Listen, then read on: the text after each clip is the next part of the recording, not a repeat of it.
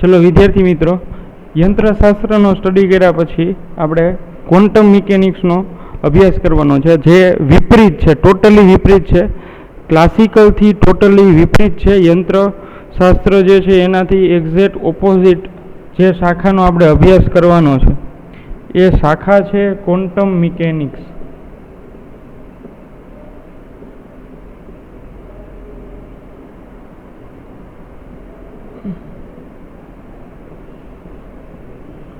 Quantum mechanics તો આ ટાઈપની શાખા જે છે એ એકદમ માઇક્રોસ્કોપિક બેઝ છે. જે પ્રચલિત યંત્રશાસ્ત્ર એટલે કે ન્યૂટનના જે નિયમો છે એ એક પણ નિયમ અહીંયા યુઝ થશે નહીં. ચલો, એક્ઝેક્ટ વિપરીત છે, એ માઇક્રોસ્કોપિક હતી, સ્થૂળ હતી. તો ક્વોન્ટમ મિકેનિક્સ જે છે એ માઇક્રોસ્કોપિક છે, મેક્રોસ્કોપિક નહીં, માઇક્રોસ્કોપિક છે. માઇક્રોસ્કોપી માઇક્રોસ્કોપી એટલે ગુજરાતી આપણે શબ્દ પરિચિત છે, સૂક્ષ્મ. એવી ભૌતિક વિજ્ઞાનની ઘટના કે જે સૂક્ષ્મ છે, સૂક્ષ્મ લેવલે જે ઘટના થતી હોય એ ટાઈપની ઘટનાનો અભ્યાસ કરવા માટે આપણે ક્વોન્ટમ મિકેનિક્સ જે છે એની જરૂર પડે. તો ક્વોન્ટમ મિકેનિક્સ એક્ઝેક્ટ સૂક્ષ્મ વસ્તુનો જ સ્ટડી કરવાનો છે, જેમાં પ્રચલિત યંત્રશાસ્ત્રમાં તમે એવું કીધું કે ભાઈ ગતિના નિયમોની ચર્ચા કરવા નથી. અહીંયા ગતિના નિયમોની ચર્ચા કર્યા વિના ગતિના નિયમો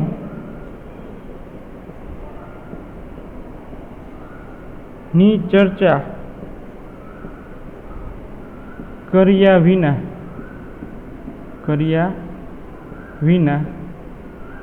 જે ભૌતિક રાશિનો ઉપયોગ થાય છે એને આપણે શું કહીએ છીએ? Quantum mechanics. જે ભૌતિક શાખાનો ઉપયોગ કરવામાં આવે છે એને આપણે શું કહીએ છીએ? Quantum mechanics. તો ક્વોન્ટમ મિકેનિક્સ માઇક્રોસ્કોપી છે, એક્ઝેક્ટ સૂક્ષ્મ કોઈ વસ્તુ છે એની વાત કરતા હોય ત્યારે જ એની સ્ટડી કરવામાં આવે છે. પછી ગતિના નિયમોની ચર્ચા કરવાની નથી, જ્યારે પ્રચલિતમાં ભૌતિક શાખામાં આપણે ગતિના નિયમોની ચર્ચા કરતા, અહીંયા ગતિના નિયમોની ચર્ચા કર્યા વિના, એની પરવા કર્યા વિના આપણે જે સ્ટડી કરવાનું છે એને ક્વોન્ટમ મિકેનિક્સ કહેવામાં આવે છે. તમને લોકોને થોડું નહીં સમજાતું હોય, પાછું રિપીટ કરું, કઈ રીતે આપણે જે છે એ આમાં અભ્યાસ કરવાનો છે. એક તમને મસ્ત એક્ઝામ્પલ આપું જેથી ખબર પડશે કે યંત્રશાસ્ત્ર શું છે અને ક્વોન્ટમ મિકેનિક્સ શું છે. એના ઉદાહરણ જોઈએ કે જે કોઈ વિમાન ઉડતું હોય, કોઈ વિમાન જે છે એ ઉડે છે, એને તમારે સપોઝ કે અહીંયા હું ડ્રો કરું છું,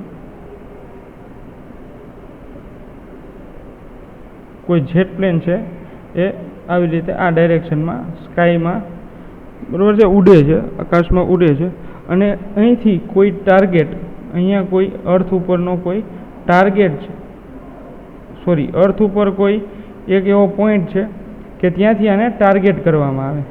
આ પોઈન્ટ છે ત્યાંથી આ પ્લેનને ટાર્ગેટ કરવામાં આવે, અને આ પ્લેનને ટાર્ગેટ કરીને તોડી પાડવું હોય તો ત્યાં આપણે ન્યૂટનના નિયમો, ન્યૂટનની ગતિના નિયમ, ન્યૂટન નિયમ જે છે, ન્યૂટોનિયન ફિઝિક્સ એટલે કે પ્રચલિત યંત્રશાસ્ત્રનો ઉપયોગ કરીને આને તોડી પાડી શકાય છે. કારણ કે આનું સ્થાન નક્કી થઈ જશે કે આટલા સમય પછી એ અહીંયા પહોંચશે. તો અહીંયા જ્યારે પહોંચે, આ પોઈન્ટે પહોંચે ત્યારે અહીંથી આ અહીંયા છે ત્યાંથી અહીંથી આ ટ્રિગર દબાવવામાં આવે, પુશ કરવામાં આવે, ત્યારે મિસાઇલ જે છે આ રોકેટ અહીંયા પહોંચે તો મિસાઇલ જે છે એ બી અહીંયા પહોંચી ગઈ હશે. તો આના માટે બે વસ્તુની સાયન્સ જોઈએ છે, બહુ જાજુ નહીં. એક વેગમાન જોશે અને એક સ્થાન જોશે, કે સ્થાન ખબર પડી જાય કે આટલા સમય પછી અહીંયા પહોંચશે, અને એક વેગમાન કે એનું દળ અને વેગ એ બંનેનું ગુણાકારથી, ગુણનફળથી મળતી રાશિ છે વેગમાન. એ આપણે 5મા ચેપ્ટરમાં અભ્યાસ કરશું, પણ હું તો તમને અહીંયા એક એક્ઝામ્પલ જ આપું છું કે ભાઈ ક્વોન્ટમ મિકેનિક્સ કોને કહેવાય, ક્લાસિકલ મિકેનિક્સ કોને કહેવાય. તો આ જે છે એ વિમાન પર અટેક કરશું તો એ વિમાન છે એ તૂટી જશે. ચલો રેડી છે? તો આ એનું એક્ઝામ્પલ થયું. ચલો ક્લિયર છે? હવે આ જ નિયમનો ઉપયોગ હું સૂક્ષ્મ લેવલે કરું. આ સ્થૂળ રૂપે થયું, સ્થૂળ સ્વરૂપે થયું. હવે હું સૂક્ષ્મ લેવલે અભ્યાસ કરવા માંગુ છું આ જ નિયમોનો. તો સૂક્ષ્મ લેવલ માટે એક એક્ઝામ્પલ આપું. ન્યુક્લિયસમાં રહેલા એટલે કે ધન વિદ્યુત અને ન્યુટ્રોન, પ્રોટોન અને ન્યુટ્રોન એ જ ન્યુક્લિયસમાં રહેલું છે. ન્યુક્લિયસ એનું બનેલું છે અને એની આર ત્રિજ્યામાં ઇલેક્ટ્રોન છે એ રિવોલ્વ થાય છે, પરિભ્રમણ કરે છે. આર ત્રિજ્યાથી આકર્ષિત થઈને પરિભ્રમણ કરે છે. હવે જેમ કેમ આ પ્લેન તોડી પાડવાની વાત હતી, એવી જ રીતે સમજો સ્થૂળ રાશિનો ઉપયોગ કરીને, એટલે કે ન્યૂટોનિયન ફિઝિક્સનો ઉપયોગ કરીને અહીંયા કોઈ એક પોઈન્ટથી કોઈ એક પોઈન્ટ ટાર્ગેટ જે છે આપણે ઇલેક્ટ્રોનને ટાર્ગેટ કરી, તો ઇલેક્ટ્રોનને તોડી પાડવું હોય તો આ પ્રકારના ફિઝિક્સમાં જે છે આનો ઉપયોગ થતો નથી. સૂક્ષ્મ લેવલ માટે ઇલેક્ટ્રોનને ન્યુક્લિયસમાંથી બહાર કાઢવા માટે અહીંયા ઇલેક્ટ્રોનને ન્યુક્લિયસમાંથી બહાર કાઢવા માટે ન્યૂટનની ગતિના નિયમનો ઉપયોગ થતો નથી. શા માટે? કારણ કે જો ઇલેક્ટ્રોનનું સ્થાન મળશે, છોકરાઓ, જો ઇલેક્ટ્રોનનું સ્થાન મળશે કે ભાઈ આટલા સમય પછી ઇલેક્ટ્રોન અહીંયા પહોંચ્યો હશે, જો એનું સ્થાન મળશે તો એનું વેગમાન નહીં મળે. જો સ્થાન મળશે તો વેગમાન મળશે નહીં. એટલે દળ અને વેગનો ગુણનફળ, તો વેગમાન મેળવી શકશું નહીં. કારણ કે એક તો સાવ સૂક્ષ્મ લેવલ છે છોકરાઓ. આપણે નરી આંખે જે જોઈ શકીએ એ નેનો પાર્ટિકલ છે. નેનોથી વધારે ઓછી સાઇઝ આપણે જોઈ શકતા નથી. તો એકદમ સૂક્ષ્મ લેવલે આ ટાઈપનો સ્ટડી આપણે કરી શકતા નથી. એટલે સ્થાન મળે તો વેગમાન નથી મળતું. હવે સપોઝ કે ઘણા સાયન્ટિસ્ટો એવા પ્રયત્ન કરે કે પહેલાં વેગમાન મેળવી લીધું કે ભાઈ આટલી આની સ્પીડ છે, ઇલેક્ટ્રોનની સ્પીડ જે છે એટલે વેગ મેળવી લીધો એટલે વેગમાન મળી જશે, P = mv. વેગમાન મળી જશે. વેગમાન મળી ગયા બાદ એને સ્થાન મેળવવાનો પ્રયત્ન કરે છે કે આટલા સેકન્ડ પછી ઇલેક્ટ્રોનનું નવું સ્થાન અને સ્વરૂપ શું હશે, તો એ મળતું નથી. ચાલો, બહુ જ સમજવા જેવી અને ગંભીર બાબત છે કે તમે કોઈ મોટા પદાર્થની સ્ટડી કરતા હોય, ક્લાસિકલની વાત કરતા હોય તો ત્યારે આ નિયમ લાગુ પડે છે. સ્થૂળ માટે લાગુ પડે છે, જ્યારે સૂક્ષ્મ માટે આ નિયમ લાગુ પડતો નથી. એટલે કે ગતિની ચર્ચા, ગતિના નિયમોની ચર્ચા કર્યા વિના, આ સેન્ટેન્સ બહુ સમજવા જેવું છે, ગતિના નિયમની ચર્ચા કર્યા વિના જે ભૌતિક શાખાનો ઉપયોગ કરવામાં આવે છે તો એવા ટાઈપની ભૌતિક શાખાને ક્વોન્ટમ મિકેનિક્સ કહેવામાં આવે છે. આશા રાખું છું કે સમજી ગયા છો તમે.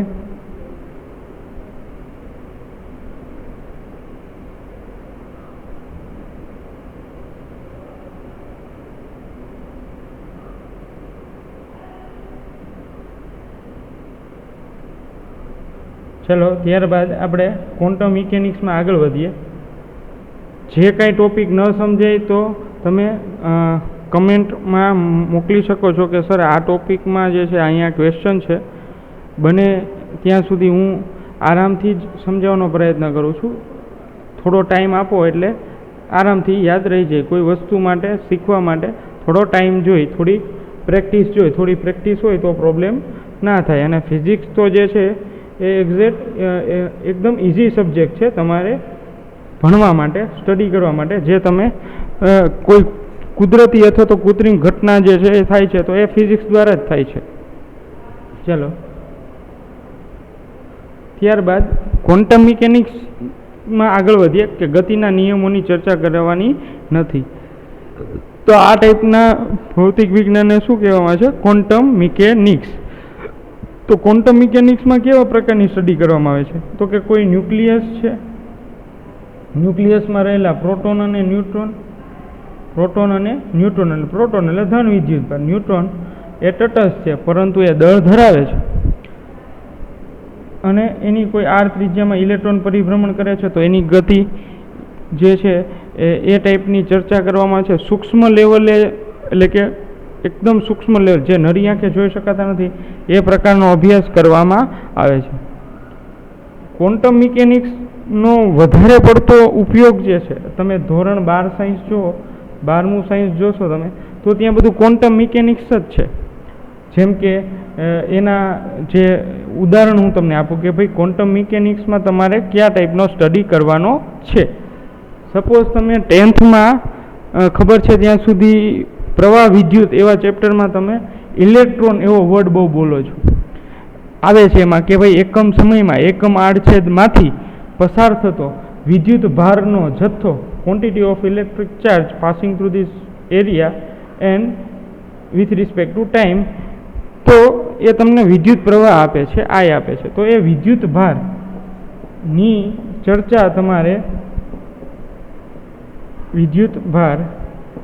ચર્ચા તમારે ક્વોન્ટમ મિકેનિક્સ કરવામાં આવે છે. એટલે એ વિદ્યુત ભાર એ આ છે, ન્યુક્લિયસમાં રહેલો એ વિદ્યુત ભાર. તો એની ચર્ચા કરવામાં આવે છે. આ સિવાય ન્યુક્લિયર પ્રક્રિયા, છોકરાઓ, ન્યુક્લિયર પ્રક્રિયામાં પણ સૂક્ષ્મ લેવલનો અભ્યાસ કરવામાં આવે છે. ન્યુક્લિયર પ્રક્રિયામાં જે રેડિયો એક્ટિવ પદાર્થ હોય, રેડિયો એક્ટિવ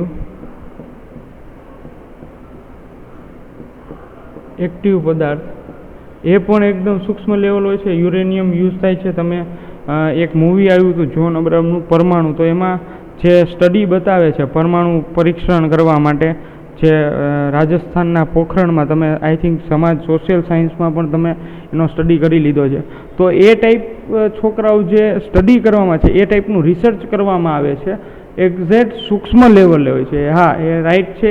એ મૂવી તમે જોવો તો એમાં તમને ખબર પડશે કે કઈ રીતે ઇન્ડિયા સેટેલાઇટથી બચીને ક્વોન્ટમ મિકેનિક્સની આ એક શાખા છે ન્યુક્લિયર ફિઝિક્સ, એનો એક એક્સપેરિમેન્ટ કરે છે. એ મૂવીમાં જોવા મળે છે. તો એમાં એટલું બધું સાયન્સ તો નથી બતાવતા, પણ તમને એક્ઝેક્ટ ખબર પડે કે ભાઈ કઈ પ્રોસેસ કઈ રીતે જે છે એ પરીક્ષણ કરે છે. તો ન્યુક્લિયર પ્રક્રિયા જે છે એ આખી સ્ટડી કરવા માટે ક્વોન્ટમ મિકેનિક્સનો ઉપયોગ લેવામાં આવે છે. તો વિદ્યુત ભાર સમજવા માટે. ત્યારબાદ ચુંબકના ગુણધર્મોનો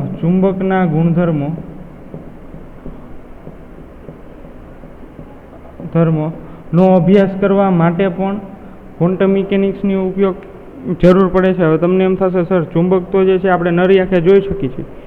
તો રાઈટ છો તમે, ચુંબક તમે નરી આંખે જોઈ શકો છો, પરંતુ આ ચુંબક છે NS ધ્રુવ ધરાવે છે આવી રીતે. તો એ શા માટે નોર્થ અને સાઉથ ધ્રુવ ધરાવે છે? આ એની ક્ષેત્રરેખા છે.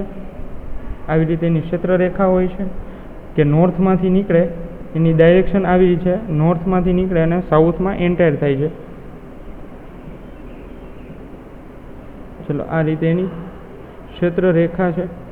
અને અંદરની તરફ નોર્થમાંથી નીકળે સાઉથ તરફ, અને અંદરની દિશામાં સાઉથથી નોર્થ તરફ હોય છે. આવી રીતે આખો ક્લોઝ લૂપ રચે. તો આ જે ક્ષેત્રરેખા છે, અથવા તો ચુંબકની અંદર ડોમેન હોય છે,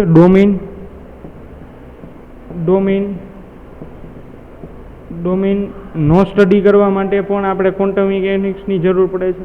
તો ઇન શોર્ટ ક્વોન્ટમ મિકેનિક્સ જે છે તમે જોયું કે એક્ઝેક્ટ ટોટલી વિપરીત છે. ક્લાસિકલ મિકેનિક્સથી વિપરીત જે ભૌતિક વિજ્ઞાનની શાખા છે, તો એ શાખાને ક્વોન્ટમ મિકેનિક્સ કહેવામાં આવે છે. તો તમને આઈડિયા આવી ગયો હશે કે ક્વોન્ટમ મિકેનિક્સ જે છે એ થોડું જૂનું ચાલુ થયું છે. એટલે થોડું બહુ જૂનું નથી. ક્વોન્ટમ મિકેનિક્સ છે એ બહુ જૂનું નથી. જ્યારે યંત્રશાસ્ત્ર છે ને એ બહુ જ જૂનો અભ્યાસ છે. તમે જુઓ તો 125 વર્ષ જ થયા છે, 125 થી 150 વર્ષ ગણો, તો ક્વોન્ટમ મિકેનિક્સને બહુ ઝાઝા વર્ષ થયા નથી. ક્વોન્ટમ મિકેનિક્સ પછી ઘણા બધા ફિઝિક્સ છે, જેમ કે 1905 થી 10 પછી જે ફિઝિક્સ ચાલુ થયા છે, તો એ પણ એક નવી ટાઈપ છે, યંત્રશાસ્ત્ર છે ક્વોન્ટમ મિકેનિક્સ. અને 1905 થી 10 પછી જે છે નવી ભૌતિક વિજ્ઞાન શાખાનો જન્મ થયો છે, એને તમે મોડર્ન ફિઝિક્સ કહો છો. તો મોડર્ન ફિઝિક્સમાં આલ્બર્ટ આઇન્સ્ટાઈન છે, પછી પ્લાન્ક છે, મેડમ ક્યુરી છે, પિયરી ક્યુરી, મેડમ ક્યુરી. તો આ બધા સાયન્ટિસ્ટો જે હું નામ લઉં છું, એ બધા સાયન્ટિસ્ટો ક્વોન્ટમ મિકેનિક્સ પછી જે નવું ફિઝિક્સ ડેવલપ થયું છે, મોડર્ન ફિઝિક્સ, એ તમે લગભગ કાળો પદાર્થ એવો શબ્દથી પરિચિત હશો. કાળો પદાર્થ એકદમ સંપૂર્ણ બ્લેક બોડી રેડિયેશન, એ તમે લગભગ 9મા ધોરણમાં ભણી ગયા હશો.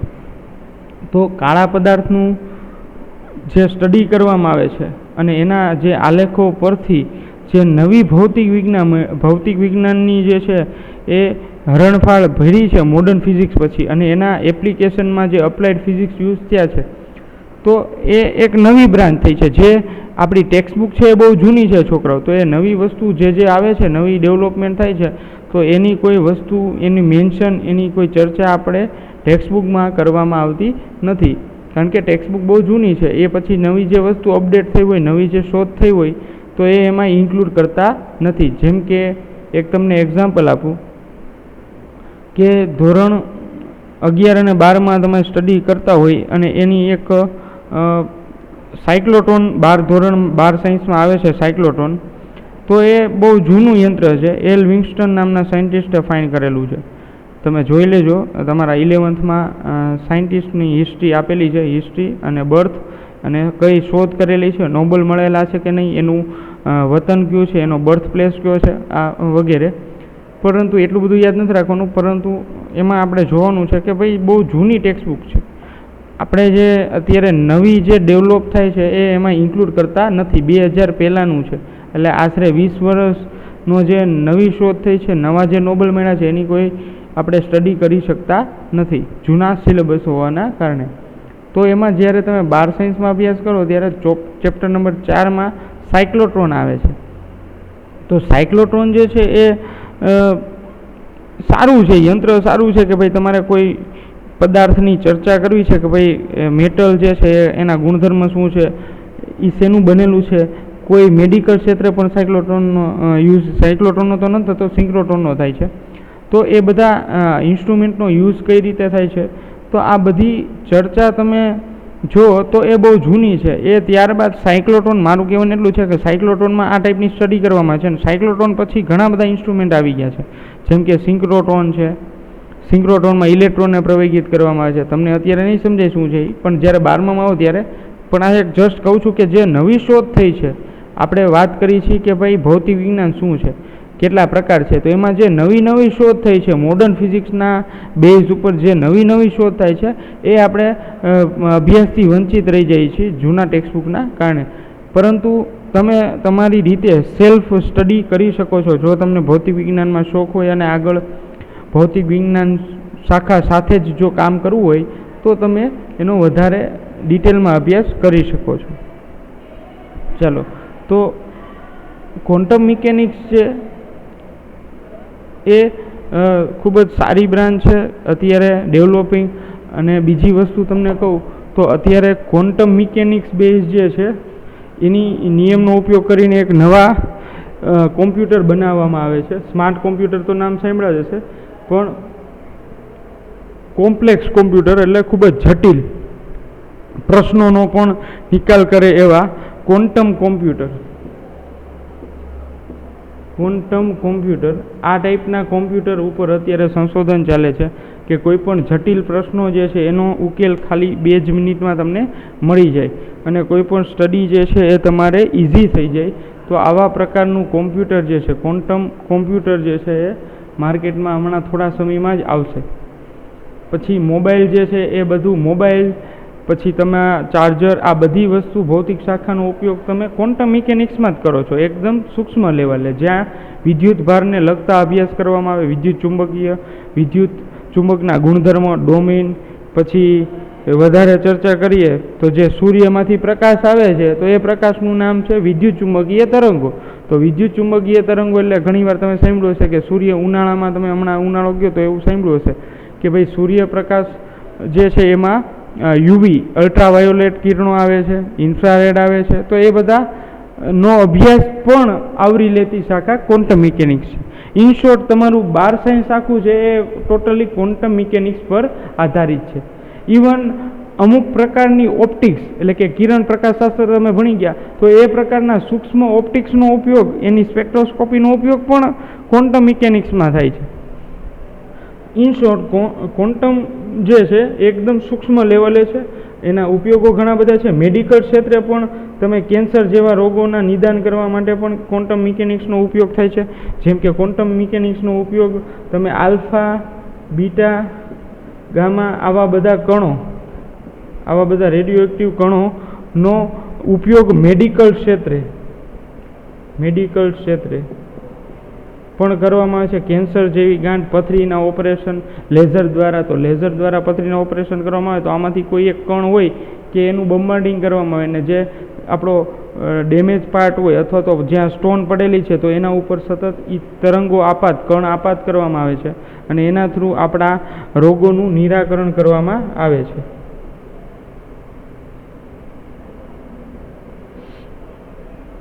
તો ક્વોન્ટમ મિકેનિક્સ છે એ બહુ જ સારી, સમજવા જેવી અને અંત ન આવે એવી શાખા છે.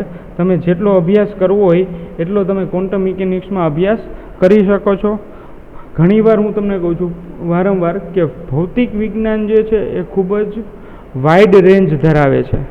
એમાં તમે જેટલી ચર્ચા કરશો એટલું જ ઓછું છે. તમે નવું શીખવા જ મળે.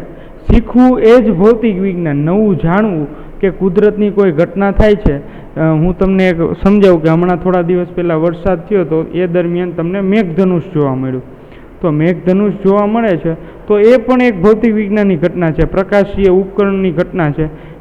તમારે કોઈ સ્ટાર જોવો છે તો પ્રકાશીય ઉપકરણ દ્વારા એટલે કે ટેલિસ્કોપ દ્વારા જોઈ શકો છો. કોઈ ચંદ્ર જોવો છે તો તમે ટેલિસ્કોપ દ્વારા જોઈ શકો છો. મંગળ ગ્રહ જોવો છે તો ટેલિસ્કોપ દ્વારા જોઈ શકો છો. તો આવી રીતે ભૌતિક વિજ્ઞાનની ઘણી બધી શાખા આની સાથે સંકળાયેલી છે, ક્વોન્ટમ મિકેનિક્સ સાથે સંકળાયેલી છે. એક્ઝેક્ટ સૂક્ષ્મ વસ્તુનો અભ્યાસ કરવા માટે તમારે ક્વોન્ટમ મિકેનિક્સની રિક્વાયરમેન્ટ વધારે છે ક્લાસિકલ કરતાં.